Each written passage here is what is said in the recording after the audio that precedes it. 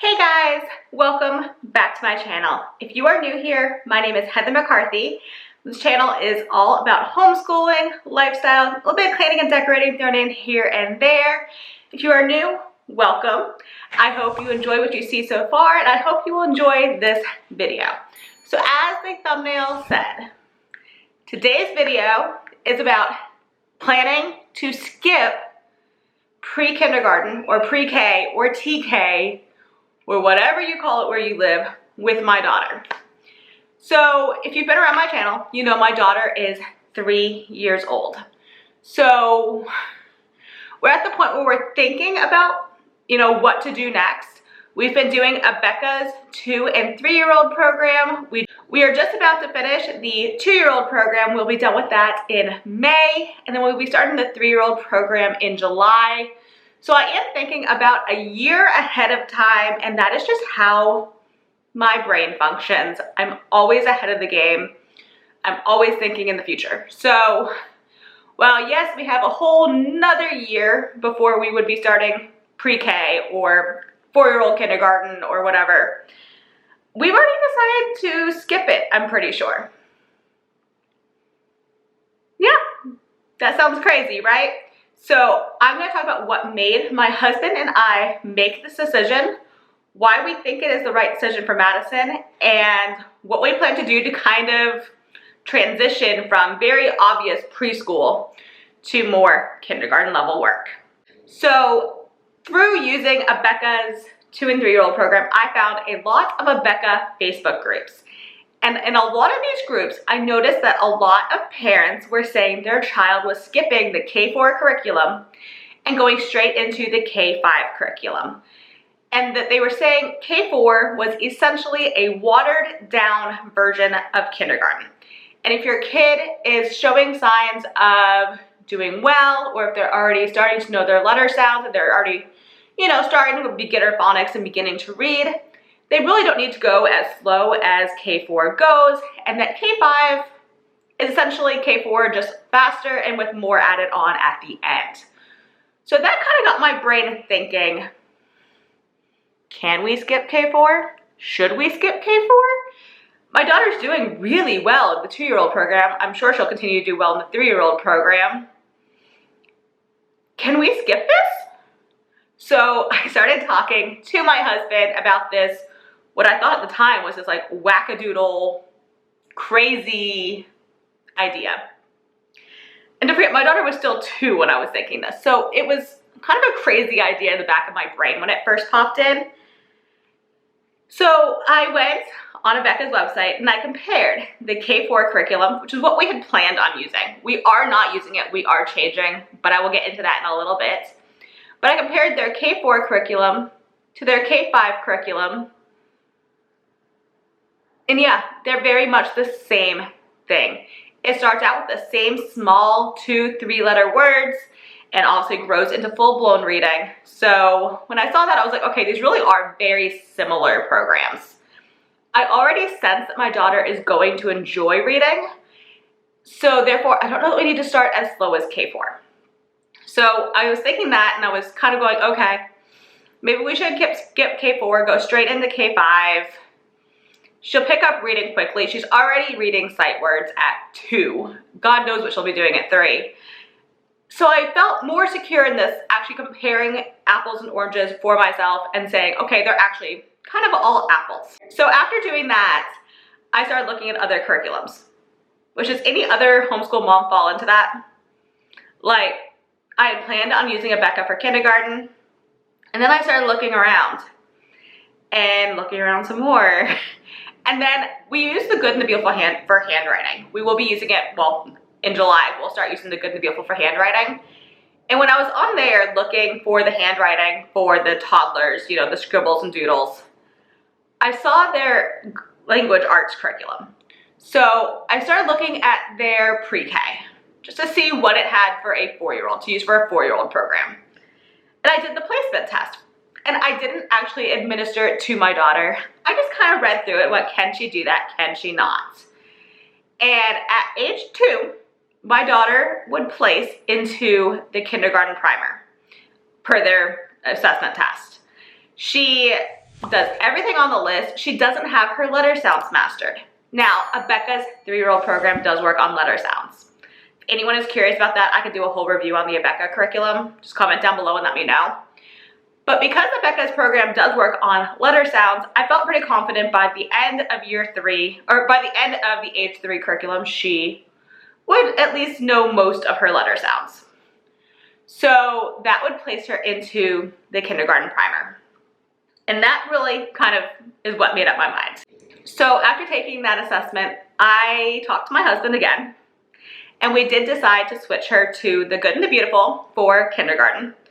And we're going to start with the kindergarten primer, which is a very short book in my opinion. It's only like 30 lessons, 32 lessons, something like that. It's very short, so we're going to do that quickly in the beginning of the year. I'm assuming she's going to fly through it. If she doesn't, of course, we can slow down the pace. That is one of the perks of homeschool. So if she doesn't just fly through it really, really quickly, we can slow it down. But right now, currently, I'm planning on using the Good and the Beautiful primer for the first 2 or 3 months of school, and then starting the kindergarten book. Sorry if you can hear airplanes flying over. The Navy is buzzing my house constantly lately. All right, so after we finish the primer, we will start the kindergarten curriculum, which looks very on par with the Abeka curriculum, and I don't know what drew me to it. Like I said, I had planned on using Abeka. Like I had planned, okay, through kindergarten, this is gonna be my lessons, and then something made me switch. So I ordered the Good and the Beautiful's kindergarten curriculum already. Yes, a year early. They're having a sale right now. If you are looking for a curriculum and you're looking at the Good and the Beautiful, they're having a sale through the end of the week, which I believe is the day you're seeing this. So go check out their website. But I ordered the kindergarten curriculum a year early so that I can actually look at it, get a feel for it, and make sure it's actually what is going to work for her. I can still have plenty of time to order K4 curriculum if we decide we want to.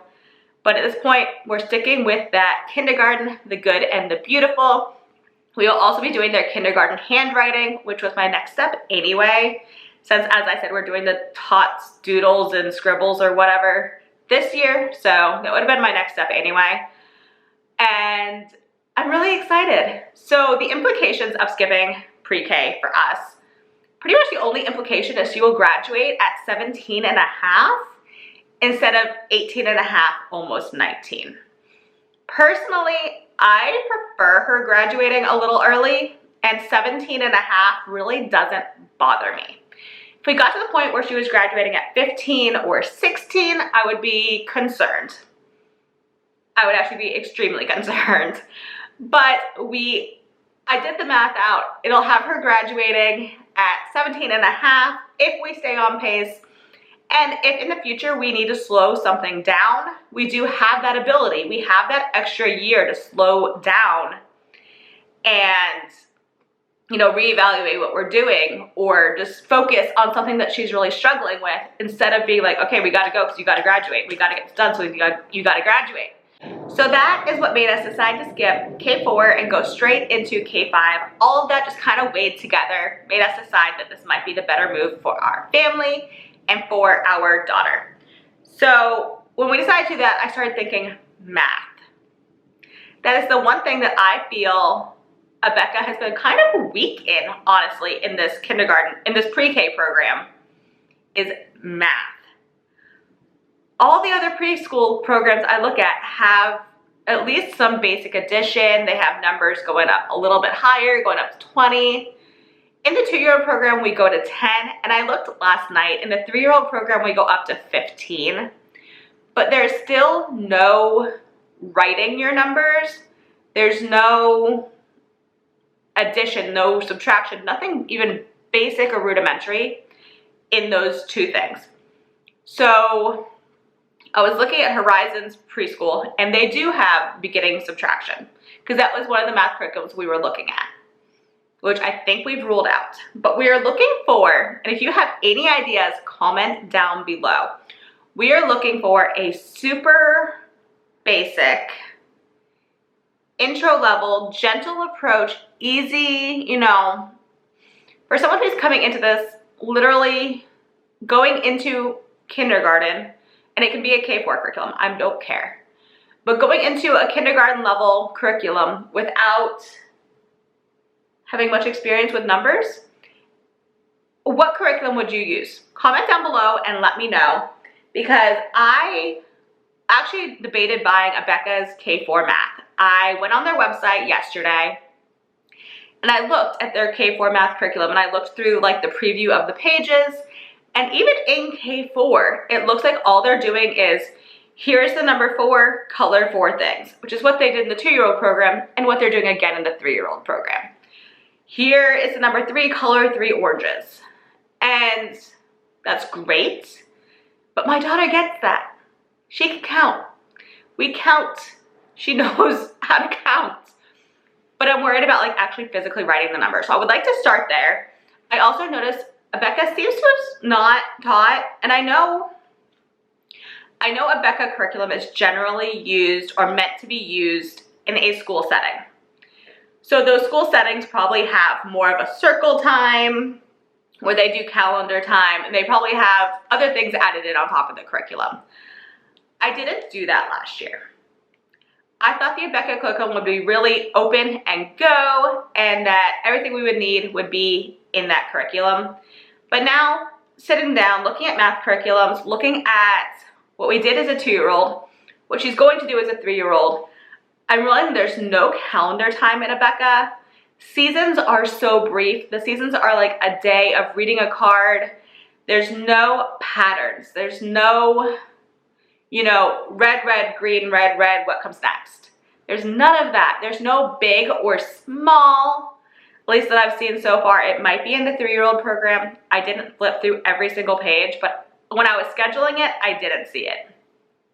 So there's no like, this is a little pumpkin, this is a big pumpkin. So we're looking at math curriculums, and a lot of them that I'm seeing do seem way too advanced. Like, they're counting to hundreds and adding and subtracting on lesson 2. And I don't think she'll be doing that. Like, no, it's not even a thing. I know she won't be doing that. So my husband and I have been going through a bunch of math curriculums trying to pick, and we are not agreeing so far. Like, I personally think Master Books would be a great match. Master Books, Math Lessons for a Living Education, I think would be a really good match for her right now. My husband's worried she'll be behind when we go into 1st grade. I'm doing finger quotes because, I don't know. I don't feel like it's going to be accurately great. I feel like we're going to, probably in math, we're going to have to stay back in K4 and then do a kindergarten curriculum next year, unless we stick with something simple like Master Books. But that's what I was looking at. My husband didn't like it. He liked the look of Horizons math, which I feel like is just too advanced for her, at least at this point, unless I can teach her a ton of math next year, which I'm going to start trying adding in my own, but we'll see how that goes. But yeah, comment down below if you know any math curriculums that are good for really intro level, like kindergarten coming in like you've never done school before, which I know Abeka claims to be, but even their math seemed a little bit advanced. So coming out of their own program, their math seems like, how'd you get from that to that? You know? So comment down below and let me know. But guys, that is why we decided to start my daughter in K5, pretty much skip K4. I feel like the strongest part of K4 and K5, in Abeka at least, was the language arts and the phonics and the reading. And both of those, I feel my daughter is going to have down pat relatively quickly. So that was really my like kick in the butt. Like, maybe we should look at skipping K4. So just to throw out there, we are obviously willing to adjust and willing to slow down. If we start K5 and it is just too hard and too much for her, we will adjust. We will slow down. We will buy a K4 curriculum if we need to. We will do what needs to be done to make sure that she knows what she needs to know. And I'm not afraid of being like, okay, we skipped K4, we tried K5, and that was a fail. And now we're back at K4. I have no qualm saying that we'll try the K5 again the next year. That's not going to upset me, and I'm not going to refuse to do that. So this is something that we want to try. and something that I really think will be beneficial to her. But if it's not, it's not. We'll see. Comment down below and let me know if you skipped K4, if you had your children skip K4, because I'd be really curious to how students are doing who started kindergarten with either no previous education or just a little bit of preschool or tot school or whatever you want to call it. Comment down below and let me know. But that is it for this video. I hope you guys enjoyed. I will have new videos from now on every Sunday, and Wednesday is my goal. So make sure you stay tuned for that. If you are new, please make sure you hit the subscribe button down below and introduce yourselves in the comments, because I love to get to know everyone here.